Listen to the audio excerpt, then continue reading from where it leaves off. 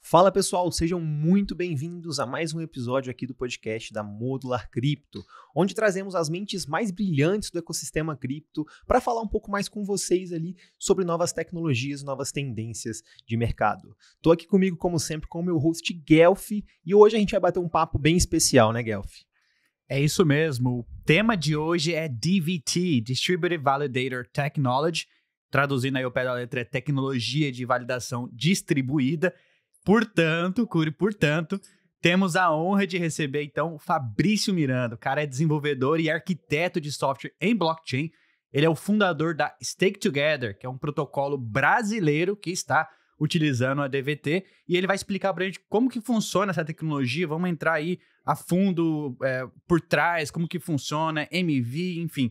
Tem muito assunto legal voltado para essa nova tecnologia, inclusive é uma nova narrativa do mercado. E eu quero mergulhar, me aprofundar mais, porque eu estou extremamente interessado. Seja muito bem-vindo aí, Fabrício Miranda. Obrigado, pessoal, pelo convite. Eu acho que vocês estão fazendo um ótimo trabalho.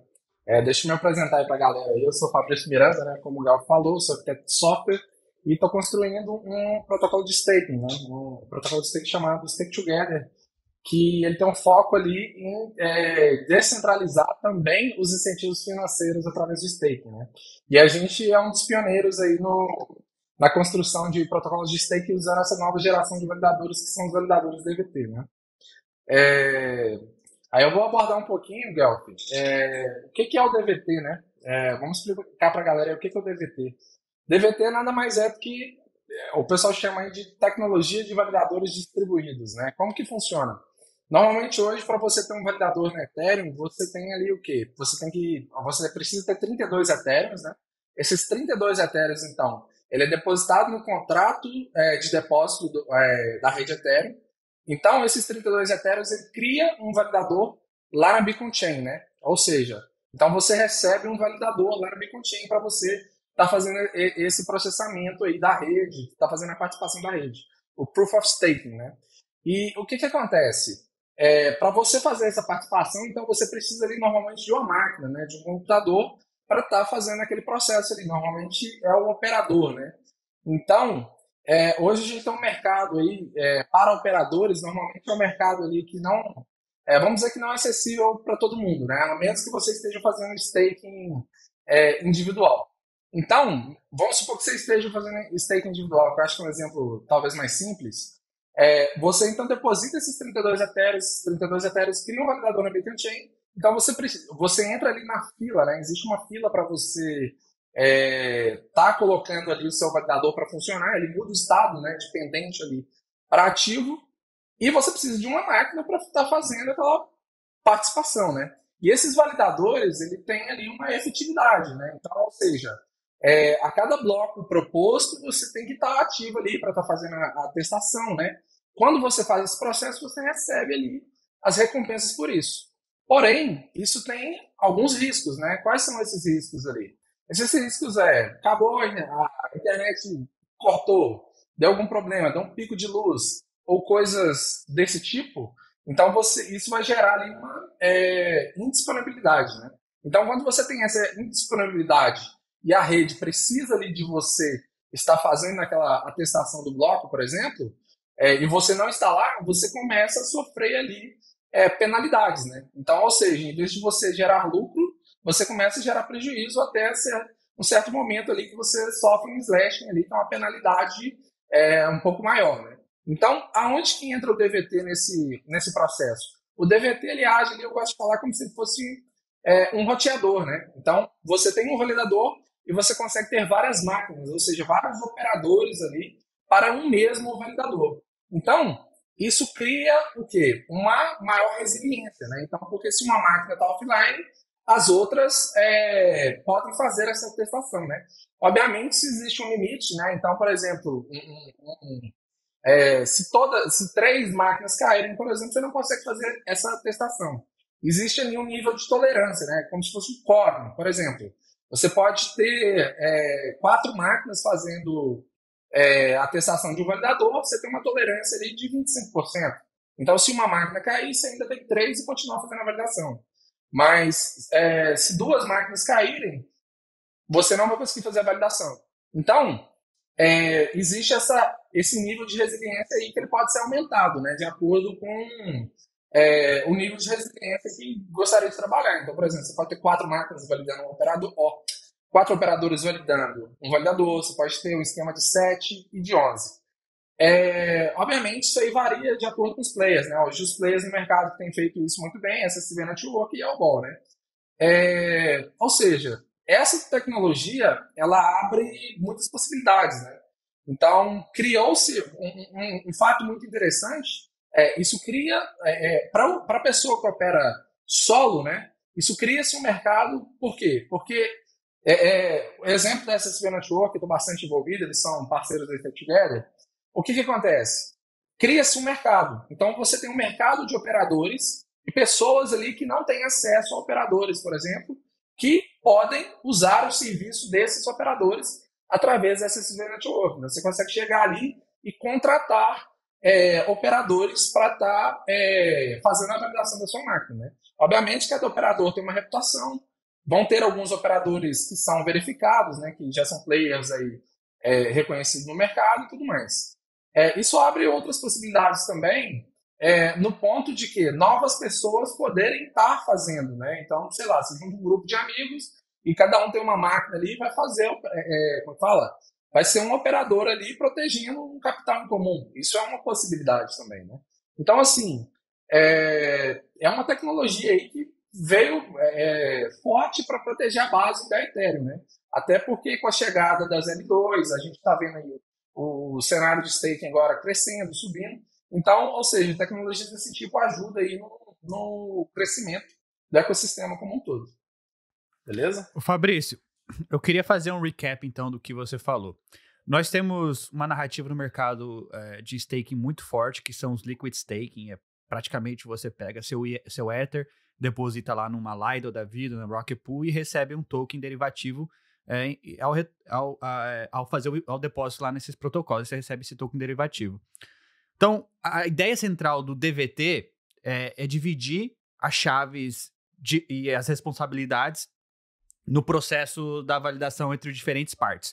Aí, comparando com quem faz o staking solo, o solo home staking, ele precisa de 32 Ethers para rodar um validador na blockchain do Ethereum, e ele vai ter uma chave privada, certo? Então, a rede penaliza ele se ele faltar parar de atestar blocos, ou seja, se ele tiver sem internet, se a luz da casa dele cair, ele vai ser penalizado por isso. E essa penalidade vai aumentando de acordo com o tempo que ele ficar offline. A validação distribuída, a tecnologia de validação distribuída, você divide essas chaves entre diferentes partes, né? Então a gente tem aquela segurança. Se um cair, a gente vai ficar mais tranquilo. Amanhã a gente resolve, né? Diferentemente lá, se você tá validando sozinho e aconteceu qualquer problema, você já vai ter que acordar no meio da noite para tentar resolver o problema. Já nesse sistema de DVT, se um cair, você pode, amanhã a gente resolve. Agora, se 2 caírem, aí é um problema maior, né? Mas, de qualquer forma, isso dá mais acesso, então, né, às pessoas que não conseguem fazer o staking diretamente na Beacon Chain com 32 Ethers, elas podem usar essa tecnologia juntando ali com os amigos, os quad staking praticamente, e fazer o staking direto na Beacon Chain. Esse processo do DVT, qual que é a maior diferença que você diria comparado com o liquid staking hoje? Qual que é o incentivo que eu teria de fazer o staking com amigos através dessa tecnologia e não colocar lá numa Lido da vida, por exemplo? Então, vamos lá. Ao DVT, só um ponto interessante aí para separar o termo de liquid staking com validadores, né? Porque, por exemplo, você não precisa do DVT para você fazer um protocolo de liquid staking, né? Vamos pensar em camadas de processo, né? O DVT ele está na camada ali de operadores, né? Então, ou seja, se você fazer um protocolo de liquid staking usando o DVT ou não usando o DVT, dá na mesma, você consegue fazer isso daí, entendeu? Só esse ponto. Agora, o DVT, a gente vai ter uma facilidade muito grande em relação a era pré-DVT, por quê? Porque você pode contratar operadores, né? Então, por quê? Para você gerenciar um operador, você tem que pensar em toda essa lei ali, né? Service Level Agreement, que é basicamente ali a disponibilidade que você vai ter daquele operador, né? Se aquele operador vai ter uma performance satisfatória, qual que é o nível de disponibilidade que ele vai ter. Esse tipo de gerenciamento é um gerenciamento técnico, né? Que ele dá um trabalho. Então, ou seja, para você ser um operador de Ethereum, querendo ou não, você tem que ter um nível mínimo de qualificação técnica para você poder fazer esse gerenciamento, né? Então, Fabrício, isso é tanto de software como de hardware também, certo? O cara tem que saber lidar ali com as máquinas, tem que ter uma infraestrutura boa, né? Se você parar para pensar, o que é o software DVT, né? Como que você faz para ter um operador DVT? Ele não é muito diferente de você ter um operador de Ethereum normal, né? Você obrigatoriamente, você ainda continua tendo que ter o layer de execução, o layer de consenso, os dois softwares ali rodando, né? A diferença é que você tem um software a mais, que é o software que conecta na rede DVT, tá entendendo? Então ele continua sendo um operador. A diferença é na forma como ele opera. Só que você, usando, por exemplo, a plataforma da SSV, você consegue entrar lá e colocar o seu, sem precisar dessa parte. Você está pagando um serviço para fazer essa parte de operadores para você, tá entendendo? Essa é a principal diferença. Então, o DVT remove essa parte da barreira técnica das pessoas. Porque, tipo assim, eu quero pôr meu Ethereum staking, mas eu quero pôr direto. Eu vou contratar operadores ali para estar fazendo esse processo, né?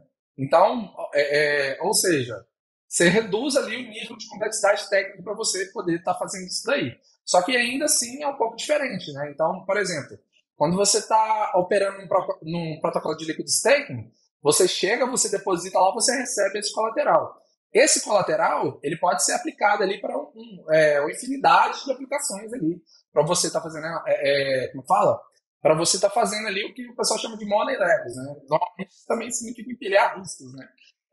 Dependendo de como que você usa esse colateral. Então, assim, há riscos, né? Então, do ponto de vista, é mais uma opção para o usuário final poder escolher se ele vai pegar os 32 Ethereum dele e vai pôr ali como é que fala? Direto ali com os operadores DVT, ou se ele vai pôr um protocolo de staking ali que normalmente você tem alguma coisa agregada ali, né? Ele delega. Porque é o seguinte, quando você põe ele no operador DVT, você delega parte da responsabilidade. Quando você põe ele no protocolo de liquid staking, você está delegando toda a responsabilidade para frente, entendeu? É assim que eu enxergo isso. Como que funciona assim no back, o processo por trás? Por exemplo, para mim hoje, eu entendi que quando eu uso a Lido, quando eu uso a Rocket Pool, eu estou, né, eu contratando os serviços da Lido, da Rocket Pool, eu dou toda a responsabilidade para eles, eu dou todo o controle do meu Ether para eles. E eles vão, então, contrata os validadores. Então, é um processo, são dois mercados ali, né? É a plataforma mais os validadores que eles contratam. No caso do DVT, você falou que eu não passo toda a responsabilidade para quem está rodando o validador. Como que funciona por trás, assim? Eu deposito meu Ether, mas eu tenho também custódia dele? Então, um ponto interessante, né? Como que funciona? Você tem seu Ether, beleza? Você vai ter que gerar a sua chave privada, beleza? Você ainda fica com Existe um ponto interessante sobre isso, existem dois tipos de chave privada, beleza? Existe a chave privada da sua carteira. Se você perder ela, tchau. Foi triste, né? Se você tem a chave privada do seu validador, beleza? Para você fazer esse depósito, você tem que gerar uma chave privada do validador, que ela é gerada a partir do endereço da sua carteira, beleza? Se você perder o endereço da sua carteira, já era, velho. Ali tchau, vala. Normal, igual, enfim, sempre foi. A do validador, quando você gera essa chave do validador, ela tem um endereço de saque único, né? Que é o endereço, antigamente, no começo do processo lá da Bitcoin Chain, a gente tinha um endereço de saque que a gente chamava de ET0, que era o endereço ali, concorrente BLS e tal. Depois, a gente veio agora, né, com a Xangai, a liberação aí do ETH, que a gente tem o endereço de saque que a gente chama de ET1, que é o endereço de saque do layer de execução, né? Então, ele é um endereço de uma carteira, um endereço de um contrato. Então, quando você gera uma chave de validador hoje, você tem que pôr um endereço de saque daquele validador, beleza? Então, o que acontece? Você gerou esse endereço e você falou assim, a minha carteira é o endereço de saque desse validador, beleza? Você fez o depósito. Quando você fez esse depósito, todo o dinheiro que vier de lá, ele vai voltar para o endereço dessa carteira. Isso é imutável, beleza? Então, ou seja, você tem a responsabilidade da sua chave privada da sua carteira, óbvio, mas você também tem a responsabilidade sobre a chave privada do validador.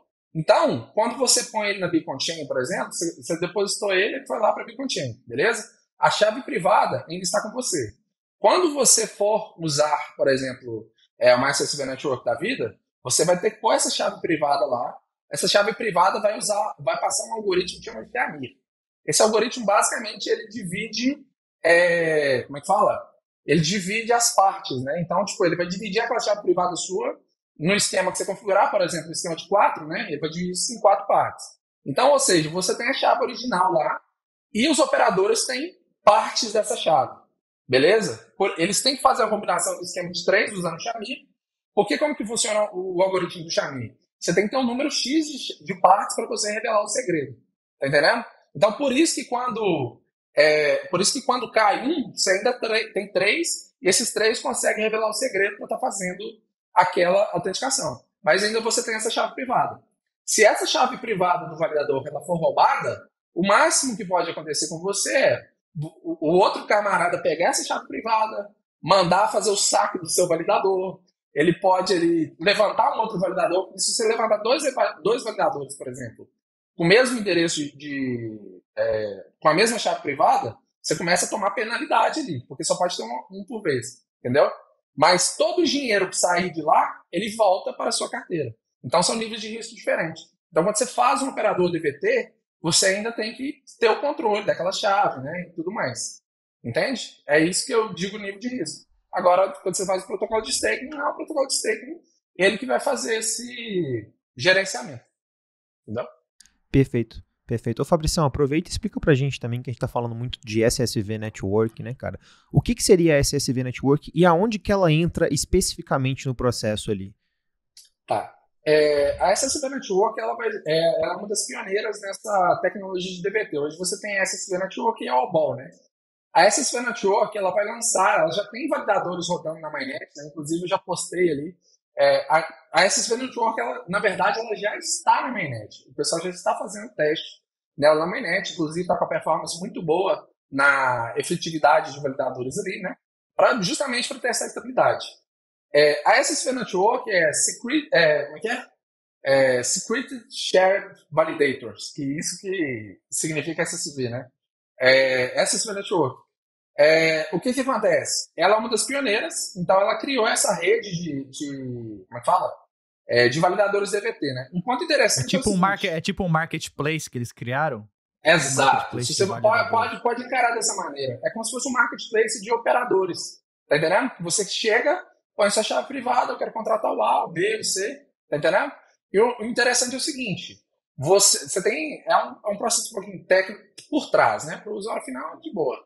Mas você cria. São clusters, né? Um ponto interessante, até que a gente está pretendendo fazer na Stake Together, é o seguinte: você consegue criar clusters dentro da SSV. Como funciona isso? Você tem uma chave privada, uma carteira, desculpa. Você tem uma carteira e a partir dessa carteira você consegue conectar vários operadores nessa carteira. E quando você faz isso, você faz o que a gente chama de cluster, né? Então, ou seja, você pode ter vários clusters independentes trabalhando ali para um protocolo. Então, quando você pôr o seu operador, por exemplo, se você for fazer um solve staking, você chegar lá para fazer como é que fala? Você pôr o seu validador para processar lá, você vai montar um cluster para o seu validador, tá entendendo? Escolhendo a máquina A, B, C e D. Então, ou seja, eles são pioneiros fazendo esse processo aí, né? Isso é bom para todo mundo, na verdade. Esse processo de se tornar um validador lá na rede da SSV, seria o processo parecido com o da Lido? Ou é um processo parecido com o da Rocket Pool, que é permissionless. Como que funciona hoje para eu, Guelph, me tornar, por exemplo, um operador de nó lá na SSV Network? Então, ela vai fazer esse processo faseado, né? Como que vai ser esse processo faseado? Na primeira fase, eles estão fazendo testes internos, né? Na segunda fase, eles vão lançar com os parceiros, né? Que é tipo Stake Together, e vai rodar assim por um tempo, uns 3, 4 meses, né? Depois eles vão ser permissionless, ou seja, qualquer um vai poder pôr o seu operador lá. Só que existe uma diferença. Existe uma diferença entre você pôr um operador lá e você ser um operador certificado. Por quê? Para você ser um operador certificado, você vai ter que passar ali por um nível de certificação, alguns critérios, né? Então, que tipo de infraestrutura que você está usando, né? Então, você vai poder contratar sem ser certificado, né? Então, mas se você quiser ser certificado, você vai ter que passar por um processo ali de validação que você está apto para rodar um operador com performance, coisa e tal, né? Mas basicamente é você pegar uma máquina e fazer as configurações certas para conectar na rede dele lá para ele estar disponível, né? Interação com o contrato, pegou o validador, rodou um operador SSV, pôs as configurações certinho, conectou na rede e você vai estar disponível ali para ser um operador, tá entendendo? Boa, excelente explicação, Fabrício. Estou aprendendo pra caramba aqui já e tenho certeza que o pessoal também deve estar gostando. Fabrício, cara, agora eu quero tratar um pouco de um problema, né, cara? O mercado de staking do Ethereum não para de crescer, né? A gente bateu recentemente aí 20% de todos os Ethers em staking, só que quase 32% de tudo que está em staking hoje está concentrado ali na Lido, né? O maior protocolo de liquid staking que a gente tem. E isso é uma preocupação do ecossistema, né? A gente sabe que se a Lido atingir 33%, a gente começa a ter uma possibilidade de um risco ali para a própria rede do Ethereum. A Lido já discutiu isso no passado sobre a possibilidade de limitar quanto eles vão ter, quanto eles podem ter de porcentagem de staking, mas o resultado foi: não vamos limitar nada, quem decidiu foi a DAO, ponto final. E aí eu queria te perguntar, cara, como que a DVT pode ajudar nessa descentralização desse mercado? Existe alguma possibilidade desse mercado ficar mais centralizado com o DVT, cara? Cara, eu acho que não. Eu acho que eles estão fazendo um trabalho muito importante nesse processo de descentralização, né? Inclusive, a Stake Together nasceu com o apoio da SSV Network, né? Que é basicamente o sistema de grants que eles estão dando para desenvolvedores criarem novos protocolos de staking, né? Então, está surgindo aí vários protocolos de staking no mercado através dessas iniciativas, né? Então, ou seja, agora o problema da Lido é um problema, assim, gravíssimo, na minha opinião, não só pela questão da segurança da rede da Ethereum, mas também pela filosofia, né? Um ponto que eu tenho discutido bastante, que eu vou falar muito nos próximos meses, mas eu vou adiantar aqui para vocês, que é o sistema de incentivos financeiros, né? Por que a Lido, vamos parar para pensar aqui, por que a Lido é tão grande? Por que ela se tornou tão grande, né? Justamente por causa dos incentivos, né? Então, ou seja, ela tem uma promessa ali de um APR sólido, ali você tem, como é que fala? Milhões gastos com auditorias, com contratos, com processo e tal. E o pessoal, todo mundo quer a segurança máxima, com rendimento, então vai para ali, né? E como que você vence a Lido, né? Como que a gente pode vencer a Lido? Eu refleti muito nisso, né? Que, estudando isso para o protocolo, você vence a Lido com um sistema de incentivos, né? O único jeito de você vencer a Lido hoje, na minha opinião, é com melhores incentivos. Por que você usa um serviço, né? Então, tipo, eu uso porque vai me dar um retorno financeiro aqui e ali, né?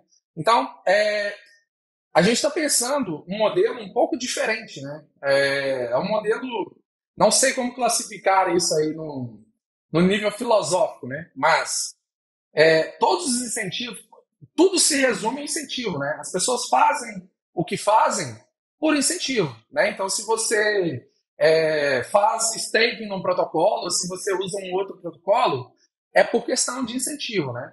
E uma coisa que tem me preocupado bastante é a forma como esses incentivos são distribuídos, né? Acho que uma das primeiras perguntas que, quando eu comecei o protocolo da Stake Together, que eu comecei a perguntar vocês já receberam algum incentivo da Lido Finance? Vocês conhecem algum protocolo, alguma comunidade que já recebeu dinheiro da Lido Finance para poder incentivar, fazer um evento, um patrocínio, e nunca ouvi.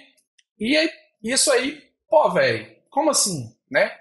E uma coisa que eu percebi é o seguinte, embora a blockchain ela seja descentralizada, os serviços são descentralizados, você tá cheio aí de pessoas que adoram chegar no evento, pôr a camisinha, pega a camisa ali da Lido, pega a camisa da Uniswap, uma Chainlink, coisas do tipo, e essa galera, pô, velho, só fica com a camisa, né? Então, ou seja, pô, isso aí não vai pagar conta, né? Então, uma das coisas que para resolver esse problema da Lido aí, que a gente está trabalhando muito, é o sistema de incentivos. Então, em vez de você fazer um protocolo ali que você tem usuário, consumidor final, essas pessoas que estão no meio, né? Ou seja, comunidades, criadores, essas pessoas que fazem o ecossistema impulsionar, eles deveriam ter melhores incentivos. Então, é nesse modelo aí que a gente está trabalhando e é assim que eu acredito que a gente pode estar vencendo a Lido, né? Ou seja, levar, em vez do dinheiro todo para a Lido, o dinheiro começar a ir para as pessoas também prosperarem.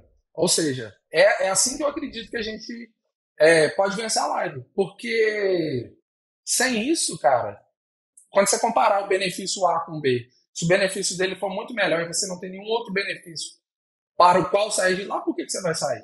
Tá entendendo? Esse é um Exatamente. Exatamente, muito bem colocado.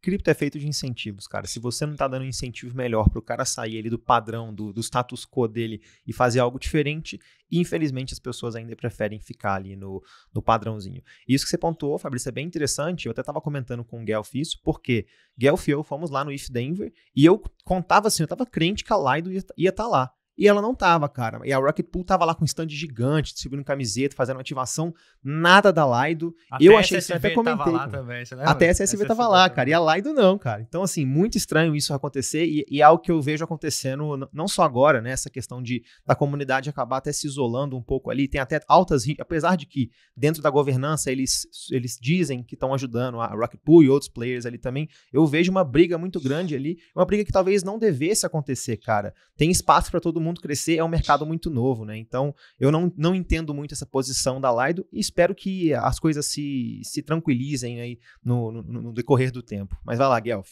Eu queria pontuar também essa questão da Lido. Eles estão trabalhando na versão 2, não sei se você chegou a ver, Fabrício, mas eles têm algo que chama Staking Router, certo? Que é uma arquitetura modular desenhada para facilitar aí o desenvolvimento de novos operadores de Node, né? E aí eles dizem aqui que eles querem implementar DVT nisso, que isso talvez aumentaria a descentralização da Lido. Hoje a Lido tem 29 validadores ativos, eram 32, se juntaram, agora o protocolo contabiliza um só.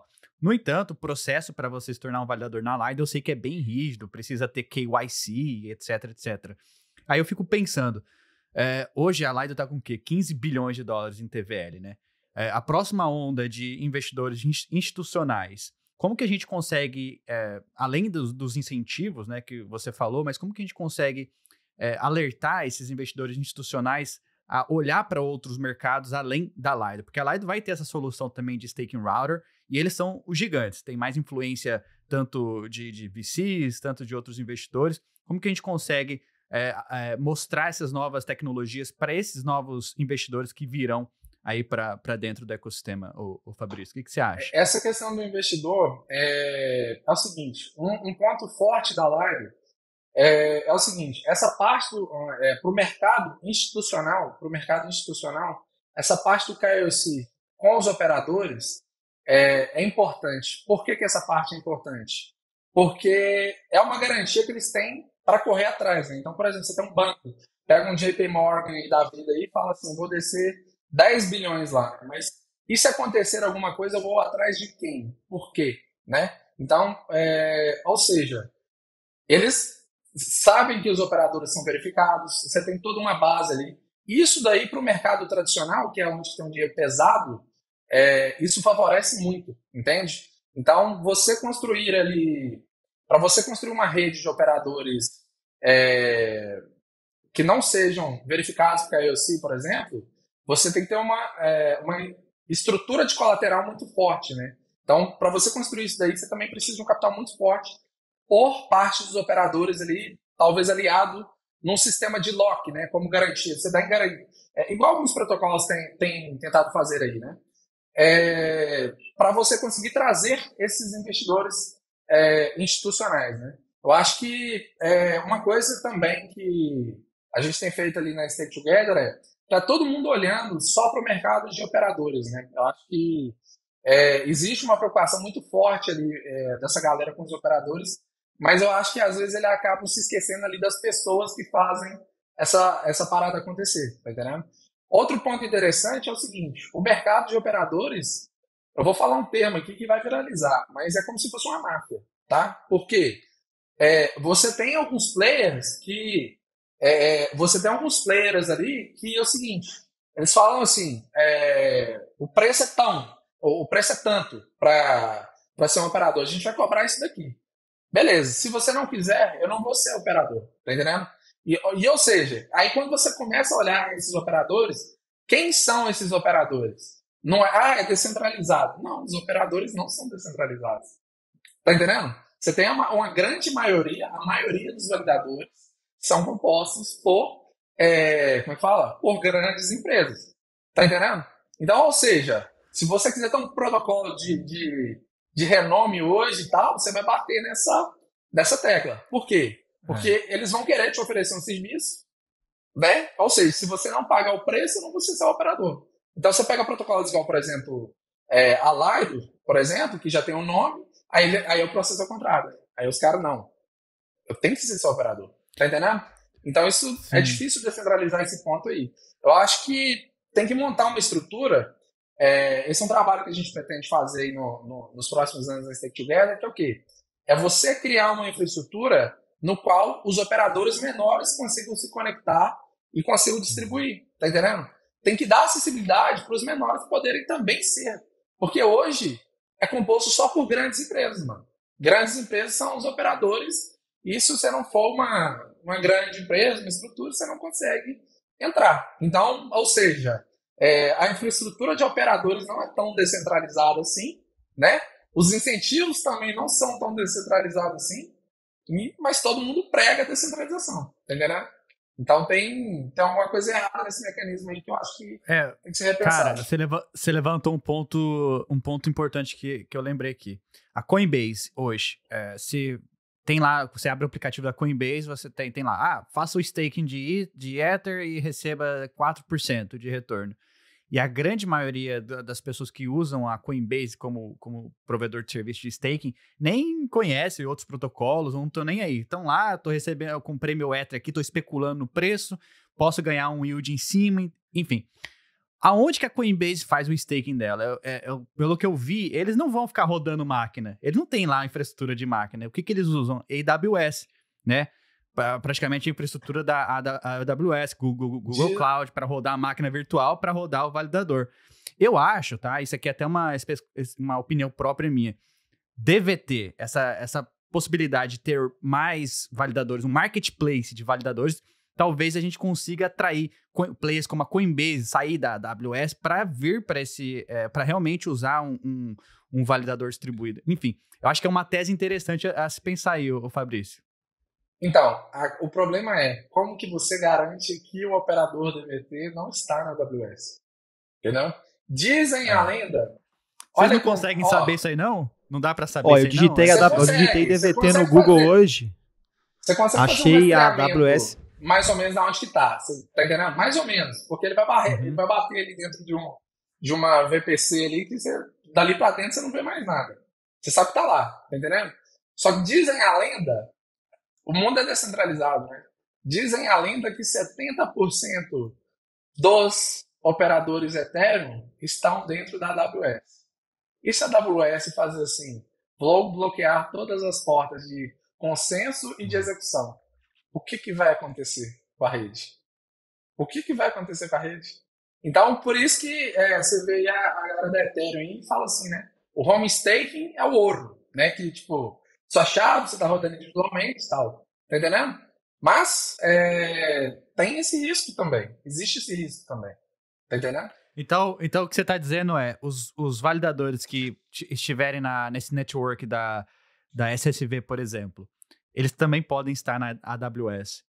Existe algum incentivo para eles não estarem na AWS? Isso não dá para saber, né? Não, eu nunca ouvi falar nisso, tá? Mas, teoricamente, você poderia fazer um cluster ali, uma máquina na AWS, outra na Google, outra na, como é que fala? Na Azure, outra em casa, entendeu? Poderia fazer isso, entendeu? Agora, um player só fazer isso. Um player só fazer isso aí. Então, isso aí pode ser uma estratégia de mercado, você como operador, né? Você montar infraestruturas. Isso pode ser um serviço oferecido, tá entendendo?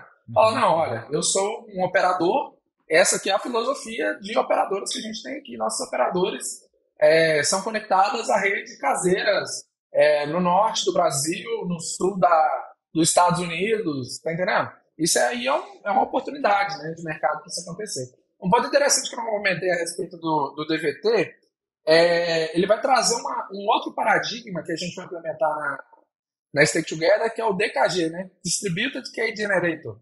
Hoje, para você ter um operador DVT, você tem que gerar uma chave privada, correto? Essas tecnologias de DKG, por exemplo, você consegue gerar essa chave privada a partir dos 4 operadores. Então, essa chave que normalmente você tem que gerar, ela é gerada automática a partir desses operadores. Então, você não vai ter que ficar lidando com essa chave privada também, tá entendendo? Então, mas e se eu trocar um desses operadores, Fabrício? Aí tem que gerar outra chave? Exato. Tem as limitações técnicas. Não está disponível ainda, tá? Isso nem na Ball, nem na SS Network. Mas vai estar em breve. Eu imagino que até final do ano, comecinho do ano que vem, já temos essa tecnologia rodando aí, né? Porque isso é um ponto muito importante, porque, por exemplo, você pega igual um protocolo de liquid staking, igual o caso da Stake Together, que se o cara chegar lá, por exemplo, e descer lá 1000 Ethereum, você tem que ter um processo de geração de chave para suportar aqueles 1000 Ethereum, tá ligado? Gera as chaves, registra os DVTs, os operadores. Agora, com essa tecnologia de DKG, por exemplo, você não precisaria gerar essa chave. Então, é uma responsabilidade a menos, é um risco a menos para você lidar. É uma tecnologia promissora também em cima da tecnologia DVT, né? Ô Fabrício, como que a SSV, a Obol, tá trabalhando para que a gente não tenha players maliciosos, validadores maliciosos ali dentro desse cluster? Pergunta interessante, tá? Pergunta interessante. Eu não tenho essa resposta, mas posso olhar isso com vocês, que eu tenho acesso direto com o pessoal. Eu imagino que terão que ter algumas políticas ali, como é que fala? Para você estar no marketplace, né? Essa é um problema que você levantou, muito bem levantado, que, cara, tem que ter uma diretriz para isso daí, né? Porque tem que ter um processo de construção de reputação, né? Tá entendendo? Eu ainda não vi esse ponto, tá? Mas eu imagino que eles já devem ter pensado nisso daí. Não, com certeza. Deve ter algum processo ali, até porque você falou que tem a galera que vai ser oficial, que não vai ser oficial. Então, mas, os verificados é justamente para você ter esse nível de confiança, né? Tá entendendo? Sim, perfeitamente. Mas aproveitando que a gente trouxe aqui alguns dos desafios e problemas, vou dizer pseudo-problemas que temos aí em DVT, eu queria ouvir de você, Fabrício. Qual que é a maior dificuldade hoje existente em cima dessa nova tecnologia de validador distribuído? E o que está sendo feito para resolver isso já? Se é que a gente já está nesse estágio, né? Porque a gente está falando de tudo, uma coisa muito nova. Então, não necessariamente a gente ainda está resolvendo os problemas. A gente ainda pode estar procurando os problemas para lá na frente resolver. Perfeito. Existe um grande problema na tecnologia de DVT que a gente descobriu construindo, né? Qual que é esse problema? Para você dar exit no validador. Ou seja, para você fazer o saque completo, né? O que acontece? Isso aí a gente descobriu fazendo, né? Que a gente tem que testar o fluxo de ponta a ponta, que vai e tem que voltar, né? E o que acontece? Os validadores DVT, pelo menos até então, obviamente eles estão trabalhando nisso, você tem que dar o exit, né? Com qual máquina que você vai dar o exit? Porque tem 2 jeitos de você dar o exit hoje. Você pega a chave privada, manda para o validador e fala, olha, sai da rede, beleza? Outra você tem como gerar uma assinatura, você gerou essa assinatura, e essa assinatura também pode ser usada para dar o exit. Mas uma questão que a DVT, um problema que a DVT trouxe é qual máquina que vai sair, né, da rede, tá entendendo? Então, isso ainda é um problema de gerenciamento, que você acaba tendo que fazer isso em um outro validador. Então, eles têm um processo lá para você jogar essa chave privada lá e eles dão o exit para você, via sistema, tá entendendo?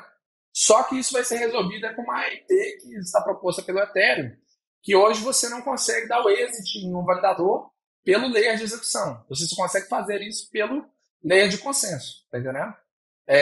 Quando essa IP for aprovada, já estiver em execução, vai facilitar muito os protocolos de staking. Por quê? Porque esse exit vai poder ser feito via, como fala? Layer de execução. É mais fácil que se você mandar uma transação ali já era. Entendeu? Então, tem esse... então assim, vou dando um passo atrás para ver se eu entendi. Se eu faço... Hoje uma das preocupações do mercado é a gente ter aquele mega slash, né? Então, quando você usa Lido ali, eles têm uma preocupação de que todos os players estão sendo honestos, que ninguém vai ficar offline, para que a gente não tenha esse slashing. Quando se houver algum slashing, é distribuído entre todo mundo. Então, supondo que eu fiz aqui o meu time, eu, o Curi, sei lá, Fabrício e a Gabi ali, a gente tá fazendo o staking, e aí o Curi, a máquina dele parou de funcionar, e ele tá viajando e não colocou a máquina. Como que é feito? Aí você falou desse problema de sair.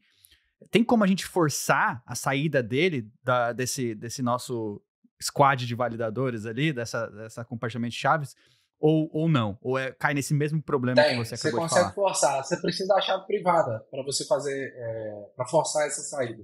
Tá entendendo? Um dos 4 operadores aí, ou seja, o Kerr, que tá viajando lá e não deu para mexer na máquina, você vai ter que pôr na sua máquina e mandar direto. Entendeu? Você não vai passar pelo sistema do DVT para você mandar esse exit. É isso que eu estou tentando explicar. Hoje, você não tem como mandar a chave pelo sistema do DVT para dar a saída. Você vai ter que dar a saída direto no validador, um dos 4. Entendeu? Esse é o ponto. Entendi.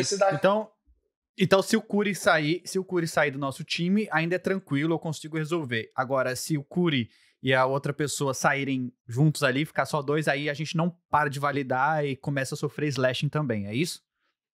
Exato, mas se vocês tiverem a chave privada, vocês conseguem, os 2 que ficou, quem tiver a chave privada, manda no dele e sai, entendeu? Entendi. Mas, Ô, Fabrício, vai ser melhor e você... se você puder ter na gestão, né? Aí vai ser melhor. Não, sim. com certeza. Fabrício, diz pra gente aqui então, dando até um recap de tudo que a gente já falou, por que DVT seria mais descentralizado do que outras formas de staking hoje? Porque você consegue distribuir, né? Basicamente você consegue distribuir os operadores, você não necessariamente precisa trabalhar só com um, tá entendendo? Essa questão aí, cara, é muito de como o protocolo lida com isso, né? Porque se você... estou usando tecnologia DVT. Beleza, quem são os seus operadores? Os 4 operadores da mesma empresa? E se a empresa tiver lá um operador só também, não daria muita diferença. Tá entendendo? Mas agora se, você distribui aquilo ali entre empresas diferentes, ou seja, você dilui o risco, né? Depende do ponto. Se a empresa for ruim, você está aumentando o risco, né? Mas, ou seja, depende da filosofia de como que a empresa vai lidar com isso, né? Porque se for 4 operadores da mesma ali, você não dilui o risco assim, entendeu? Sim. Ô, Fabrício, e a questão de MEV, lá do MV, é distribuído para quem está fazendo o staking ou fica com os operadores? Essa filosofia aí é um ponto muito interessante. Vai depender do protocolo. Porque o endereço de FII, né, ou seja, aquela chip ali que o operador recebe para estar fazendo essa operação, enfim, é ele quem define esse endereço, não é o protocolo, tá entendendo? Então, se o protocolo não tem uma política de, cara, não, a MV também precisa ser um operador nosso, esse MV vai para, como fala? O MV ou a chip, porque isso eles são considerados FIIs do layer de execução, né? Elas vão para o endereço tal, enfim, você não tem como controlar isso aí. Essa aí é a política do protocolo, porque quem define isso é o operador. Tá entendendo?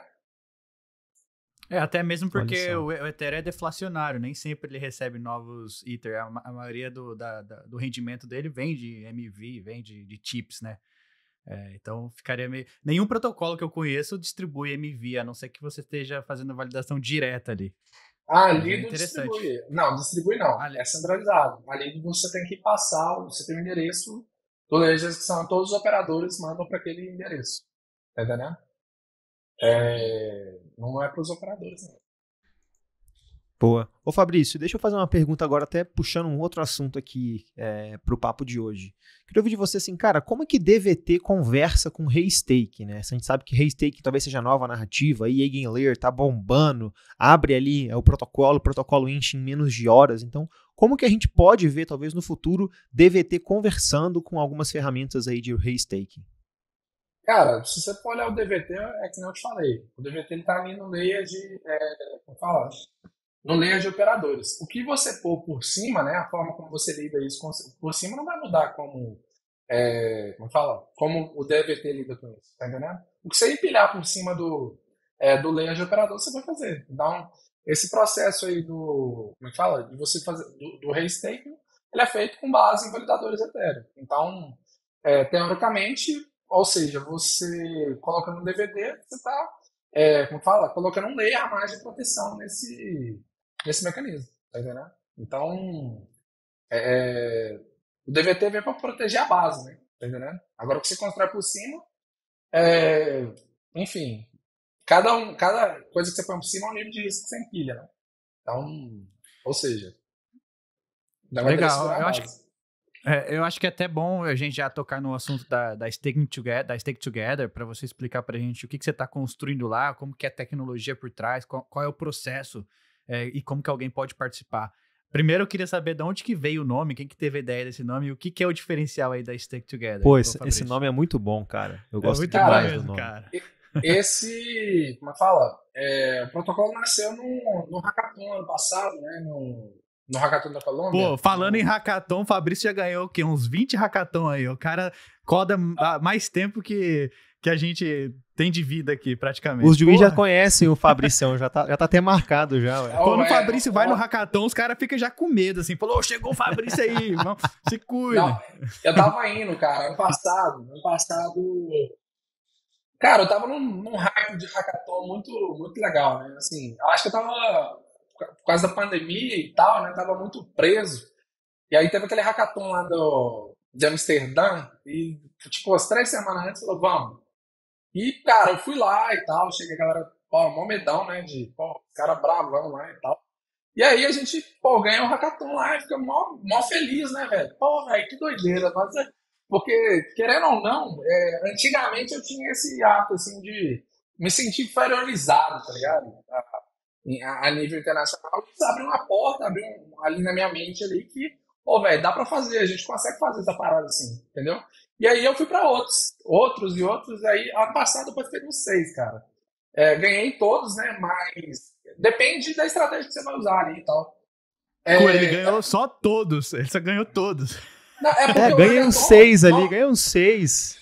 É porque o hackathon, normalmente, ele tem várias premiações, né? Você tem a premiação geral da galera do evento, né? Você tem ali a premiação ali normalmente de um player ali que você concorre em cima de uma tecnologia específica, né? E eu sou um cara que gosta de ficar me provando, né? Enfim, aí num desses, no último, eu vi esse da tecnologia DVT. Eu falei, nossa, isso é foda. Ainda mais porque eu era minerador de Ethereum, né, cara? Depois eu vou mandar uma foto aí pra vocês verem as maquininhas lá, só os restos, né? Eu fui ver esses dias pra trás aí. Tinha lá mais de 50 tomadinhas, 220 no chão lá, que tá desmontando, né? E, assim, eu fiquei na falta porque era uma fonte de renda muito boa, né? Sólida ali, pô, mineração e tal. E, cara, eu tava muito sentido porque o Proof of Work tinha acabado, né? E aí eu vi essa tecnologia e falei, cara, dá pra fazer um negócio aí, meio mineração, né? Tipo uma lá Flex Pool, tá entendendo? E aí eu fiz o projeto lá, ganhei o projeto lá na SSB Network. E depois, pô, fiquei com aquele ali guardado e tal. E aí,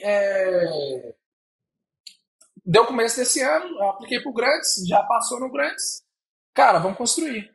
E aí, durante esse processo, o nome foi, respondendo a pergunta, o nome foi lá, porque justamente por causa dessa questão da pool, né? De você montar uma pool ali e você fazer staking juntos. No começo lá chamava X Stake Together, né? Depois simplificou, virou Stake Together, mais simples, né? Mas essa ideia, o interessante é o seguinte, ela foi evoluindo ao longo do tempo, né? Ela começou de um jeito simples, que era você fazer staking ali entre comunidades e tal, e dividir o lucro. E esse nível, cara, ele foi subindo, assim, vou falar com você, todo dia a gente está saindo cansado. Por que cansado? Porque a gente está gastando a mente muito para fazer esse protocolo acontecer. Justamente, uma das coisas que a gente aprendeu agora, que eu estou tentando trazer, que é essa filosofia de você compartilhar o recurso. Eu vou fazer uma pergunta bem sincera. Se o cara tivesse a oportunidade de fazer um protocolo grande, igual ali do Finance, e esse cara chegasse e falasse assim, eu vou dividir a receita em 50% com as pessoas que me ajudarem a construir esse protocolo. Quem teria coragem de fazer um negócio desse? Eu acho difícil, né? Porque é mais fácil você chegar e fazer um protocolo e tentar vender isso aqui, ficar com o lucro todo e aquela coisa toda. E meio que eu estou tentando ir nesse caminho, né? Ou seja, esse conceito de quê? De finanças construtivas, porque se você oferece um produto bom, né? Vou fazendo uma crítica, vocês já viram o jogo do foguetinho? Então, o jogo do foguetinho na internet, os criadores chegam, né? E falam assim, ó, aperta o foguetinho aqui, pum, 30 segundos depois, os caras ganham 10 mil, pá, né? Aí o cara fica felizão. Só que essas pirâmides aí, né, Fabrício? Só que isso ali é um esquema de finança destrutiva, aquilo ali é um esquema de cassino, velho, que é o seguinte, você vai jogando, aquilo ali é programado para você perder. E quando você perde, você começa a destruir a sua vida, velho. Porque você começa a perder grana, dinheiro do leite, do pão, tá ligado? De pagar a conta. Ou seja, isso aí é o quê? Isso é uma finança destrutiva, beleza? O que a gente está tentando fazer? É uma finança construtiva, usando a base da Ethereum, né? Por quê? Porque se você compartilha a receita, ou seja, aquela base do protocolo, com a galera que está ajudando aquela parada a fazer, você começa a descentralizar, você começa a fazer fonte de renda para as pessoas. As pessoas têm o incentivo certo para poder fazer isso acontecer, tá entendendo? Então, o caminho aqui que a gente está tentando seguir não é, pô, velho, você é maior calido, vai ser não sei o quê. Cara, a parada aqui, eu acho que o foco que a Stake Together está fazendo é construir um bom produto, um produto seguro, para que as pessoas possam usufruir da finança construtiva. Porque se você constrói um protocolo seguro o suficiente que as pessoas conseguem se conectar, ganhar receita em cima daquilo ali, elas começam a ter novas fontes de receita. Com essas novas fontes de receita, eles conseguem ali dar desenvolvimento nas suas comunidades, nas suas vidas, se você for um criador, em projetos sociais, né? Então você consegue fazer aquele impacto final.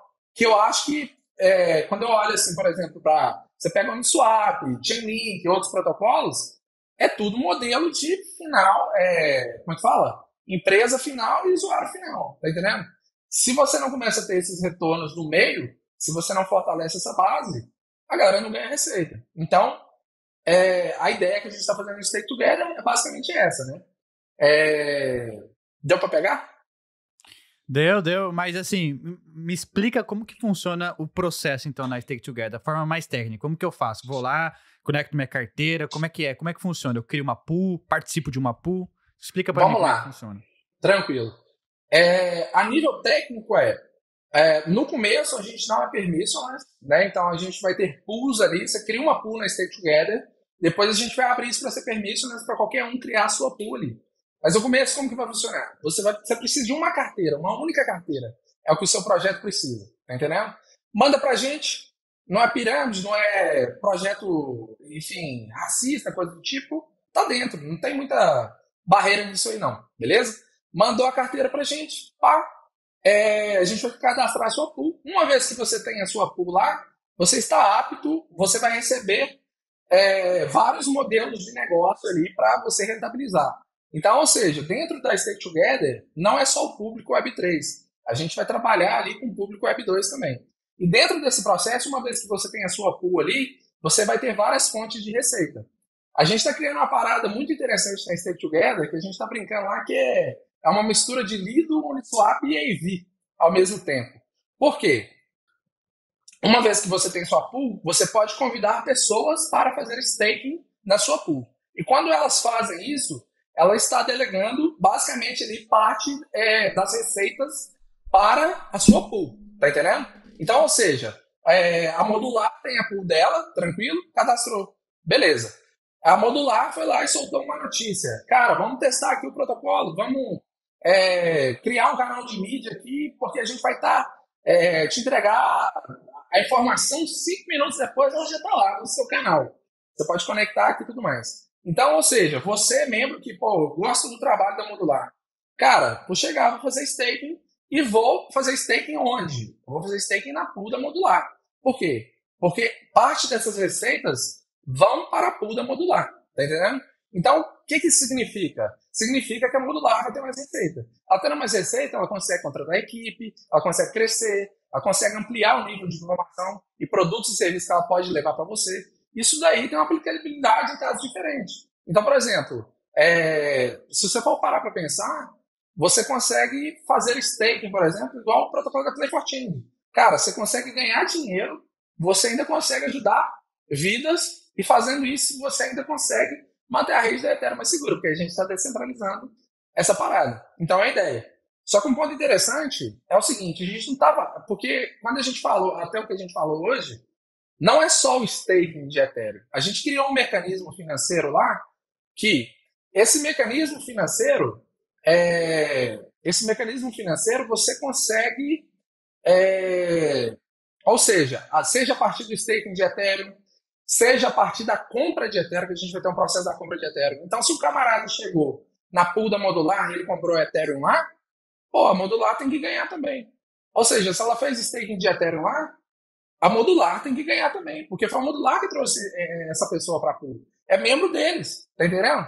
Agora, a gente criou um mecanismo tipo AV que você vai poder, por exemplo, prover liquidez de empréstimo para o protocolo, né? Então, o que isso significa? Quando você faz staking de Ethereum, você tem parte boa e tem parte ruim. Qual é a parte boa? A parte boa, você faz staking, esse dinheiro vai para a pool, acumulou 32 Ethereums, ele vai para a Bitcoin Chain, começa a render dinheiro e vai para a pool, correto? Mas qual que é o pequeno detalhe nisso aí? Existe um negócio que chama fila de entrada e fila de saída, correto? Então, isso pode variar. Hoje a gente está olhando lá, se a gente pegar a fila da rede Ethereum, a gente vai pegar e vai ver assim. Vai ver assim, tem uma fila para entrar. Mas ninguém está pensando num momento de crise, que quando entrar, galera, porque é assim, é um mercado de especulação. Hoje, o Ethereum está muito bom, muito lindo, a fila está subindo. Mas existem variações e vão acontecer essas variações que em momentos a galera vai falar assim, Ethereum vai dar ruim. Pá! O que vai acontecer? Essa fila vai inverter. Então vai ter uma fila de saída alta. E aí, em outro momento, ela vira uma fila de entrada. Beleza? Então, o que acontece? A gente criou uma pool sem permanent loss que você consegue emprestar dinheiro para as pessoas fazerem o saque. E esse dinheiro é garantido pelo dinheiro que está na Bitcoin Chain. Tá entendendo? Então, é um sistema de empréstimo para liquidez, usando o mecanismo de pool, que você vai ter basicamente, você tem um token de stake e você vai ter o token de liquidez. Então, ou seja, à medida que a demanda sobe e desce, você vai ter um ajuste ali nas FIIs para prover liquidez para a galera. Porque quando a galera quiser sair e ela não quiser esperar, ela vai preferir pegar esse dinheiro emprestado com você do que esperar a fila de processamento sair. Tá entendendo? Então, ou seja no empréstimo, seja na compra, seja no staking, todas essas FIIs vão ser compartilhadas com a pool. Tá entendendo? Outra coisa que a gente vai ter também é um sistema de incentivo muito forte para a galera que fizer lock dentro do protocolo. Então, parte das FIIs do protocolo, elas vão ser revertidas ali para essa galera que está fazendo lock dentro do protocolo. Eu não tenho os números exatos, porque eu vou ter esses números exatos, mas aqueles caras. Mas o que eu posso adiantar vai ser maior do que a concorrente.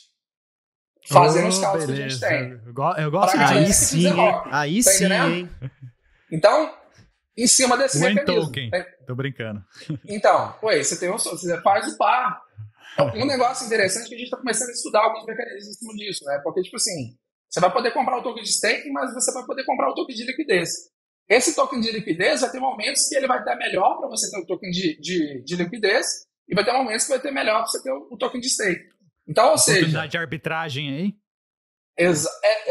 Exato. Porque é o seguinte, você tendo o token de staking, quando é melhor você ter o token de staking? É melhor você ter o token de staking quando está subindo. Mas quando estiver descendo, é melhor você ter o token de liquidez. Por quê? Porque a galera vai comprar pra caramba. Porque, querendo ou não, você sabe que tem uns desesperados no mercado, né? O cara, falou qualquer coisa, tchau, quero sair, entendeu? Então, ou seja, é um mecanismo, né, parecido com a Uniswap ali, que você consegue prover liquidez ali para empréstimo, para essas operações. Isso dentro do contrato da Stake Together, certo? Só não é risco usando nenhum terceiro. together. Exato, sem empilhar risco. Porque o negócio é o seguinte, o negócio é, repetindo, se eu faço isso no terceiro, pode fazer isso no terceiro. Se você quiser pegar o token lá, pegar o token do ARP, pôr lá na Uniswap, etc, vai. A diferença aqui nesse processo é, se o camarada ele fez, tô te dando um exemplo, né? Como que a comunidade vai ganhar com isso daí? O cara chegou, beleza? A gente vai fazer isso por fora também.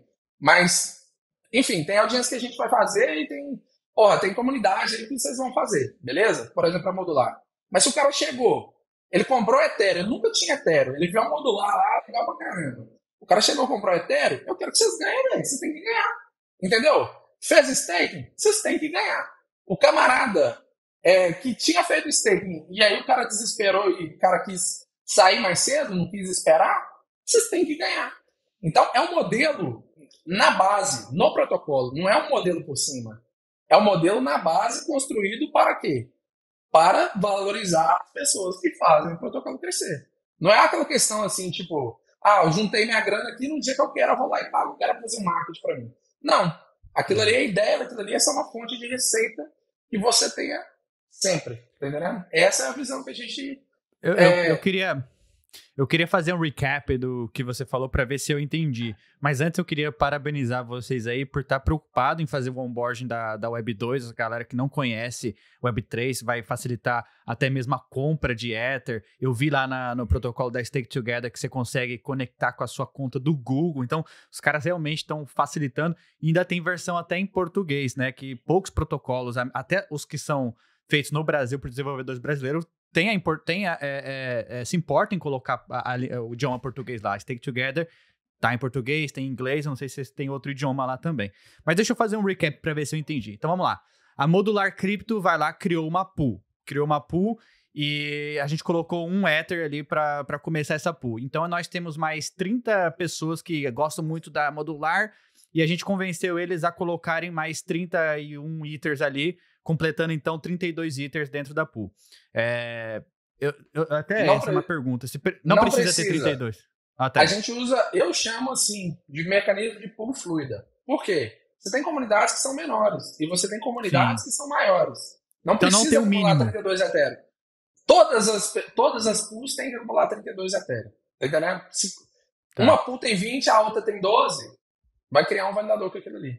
Entende? Entendi. O mínimo de depósito que a gente vai trabalhar é 0.01. Entendi, legal.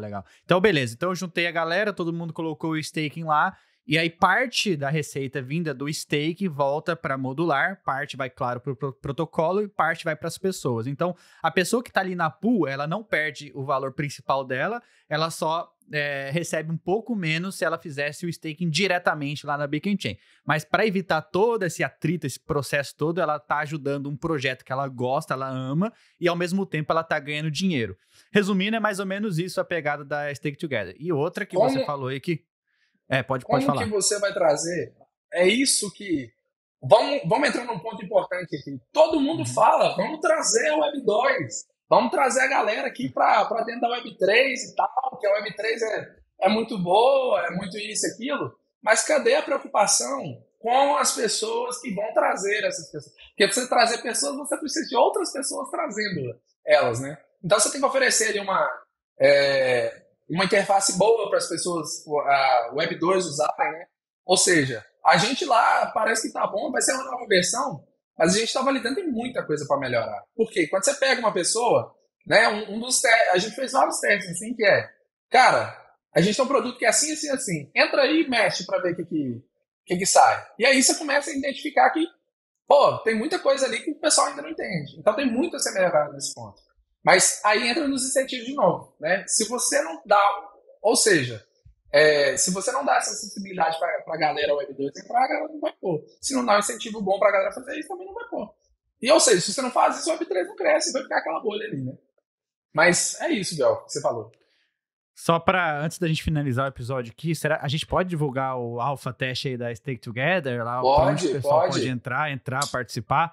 Eu tava pensando em fazer um guia ali no Twitter, explicando um pouco, falando um pouco de DVT e citar, óbvio, a Stake Together e colocar ali um guidezinho de como que as pessoas podem participar no teste agora. A gente tem essa permissão de vocês aí, do time da Stake Together? Vamos criar uma pool lá e vamos criar um código lá para dar o faucet pra galera testar. É só escrever lá, modular. Você vai entrar na pool, você vai ter um botãozinho lá de pegar et. Na hora que você clicar nesse botãozinho de pegar et, você vai digitar lá, modular.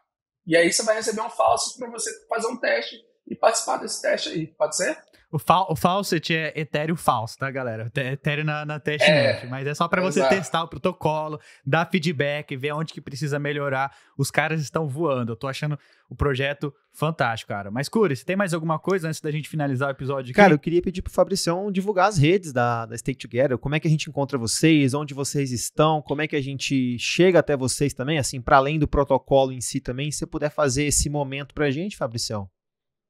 Cara, no Twitter, só digitar Stake Together PT, né? O site é staketogether.app. E lá dentro você tem todas as nossas redes também, né? LinkedIn, o Discord que a gente está. O Discord é um lugar que a gente usa ali para compartilhar ideias, para validar o produto, a galera dá aquele suporte técnico ali. Obviamente a gente sabe que para levar isso para o Web 2, esse suporte ele tem que ser nativo lá, mas é um passo de cada vez, né? Então, por enquanto, a gente está trabalhando isso aí no Discord. Acho que só um ponto importante aí para a gente finalizar, que é a questão da segurança, né?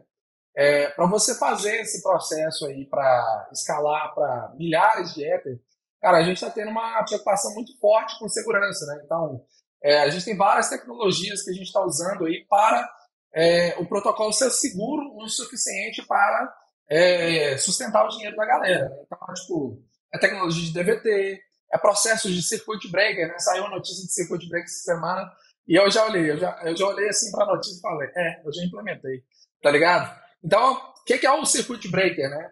Um ponto interessante do protocolo da Stake Together o máximo de dinheiro que fica no contrato de staking é 32 Ethereum, né? Porque uma vez que passa de 32, ele vai para a Beacon Chain, beleza? O dinheiro só sai de lá quando o oráculo reporta, né? Então, ou seja, para ele reportar, ele tem que ter um consenso ali, tipo a multisig de vários oráculos, né? Reportando o mesmo valor. E aí a gente tem esse processo de circuit breaker, que é o quê?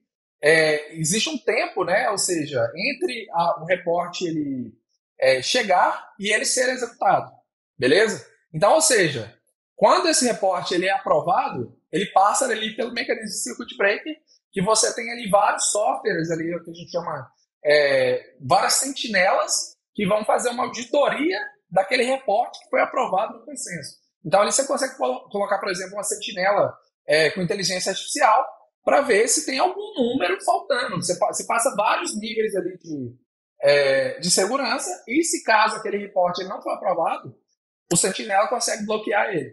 Então, ou seja, a grana além dela evita hacker, né? Então evita de ser hackeado. Se o cara entrar e começar a arrancar todo o dinheiro, já vai, corta. Então, aí, por isso eu te falando, são várias ações. Por isso que não é tão rápido igual a gente achava que era. Porque quando você começa a entrar nível de segurança, por exemplo, você vai fazer os depósitos de contrato, tem que ter um multisig cabuloso ali protegendo. Para você fazer uma operação no contrato, por exemplo, você fazer uma operação, eu quero trocar a FII de 10 para 20, ou quero fazer uma atualização, você tem que ter um processo de time lock, tá entendendo? Os operadores têm que fazer o processo da descentralização. Os oráculos, você tem que fazer o processo da descentralização. Ou seja, tudo isso que a gente tem feito é o quê? É para deixar o mais transparente e seguro possível. Tem que ter um código aberto, que você chega ali e a galera consegue conferir. Então, é esse tipo de coisa que a gente está, como é que fala? Trabalhando muito, né? Porque quando começa a sair muitas atualizações de UI, você vai ver os produtos que a gente tem, mas O foco agora tá o quê? Segurança. Segurança por quê? Para a galera poder escalar. Porque uma vez que... já pensou você tem um dinheiro... O dinheiro de caridade, eu tô falando certo, da galera fazer um impacto social ali, que é um dinheiro ali que é para construir escola, né? Que a ideia é você pegar uma Freeport Change da vida ali e construir uma escola por mês, pelo menos. Velho, então tem que ter um nível de segurança forte ali pra gente conseguir fazer isso. O DVT é um desses níveis de segurança, entendeu? Mas é isso. Obrigado aí pelo espaço. Boa, Fabricião. Cara, queria falar pro pessoal também que a gente só pincelou aqui o que é DVT, como é que funciona DVT. Não tem como a gente abordar tudo em 1 hora de podcast, que sai em 2, 3, 4, como o Fabrício está narrando e como vocês também estão ouvindo. É um trabalho ao longo do tempo, é um trabalho de construção mesmo, que parece tomara que seja simples para o usuário final, mas as mentes por trás ali, como por exemplo o Fabrício, estão trabalhando dia e noite para construir um protocolo robusto, focado em comunidade e levando o valor nas mãos de pessoas que realmente precisam, né? Pessoas e comunidades que, no fim das contas, são quem fazem esse ecossistema ser o que o ecossistema é hoje. Então, Fabrício, muito obrigado por ter topado conversar com a gente sobre DVT, uma tecnologia que a gente ainda vai ouvir muito no ecossistema cripto, uma tecnologia que vocês são aí uns precursores. Desejo total sucesso aí pro protocolo, tenho certeza que vai ser top, vai ser muito massa ter alguém também aqui do Brasil como você construindo nessas novas tecnologias, estando ali na fronteira de staking de Ethereum, então parabéns aí mesmo, como o Guelph disse. Queria lembrar também todo mundo que está ouvindo a gente aqui até agora que nada falado aqui foi e nunca será uma recomendação de investimento. Tudo que a gente falou é estritamente educacional. A Modular Crypto é somente a ponte entre você e a informação. Nós nunca vamos te dar conselho financeiro nem nada do tipo. Faça sempre a sua própria pesquisa e assuma também os seus próprios riscos. Guelph, eu vou ficando por aqui, meu caro. Muito obrigado também pela sua presença do Fabrício. E com certeza vamos ter que marcar novos papos aí com o protocolo lançado. A gente vai trazer aqui também. Estamos com essa parceria, então, muito obrigado, Fabrício e Guelph aí.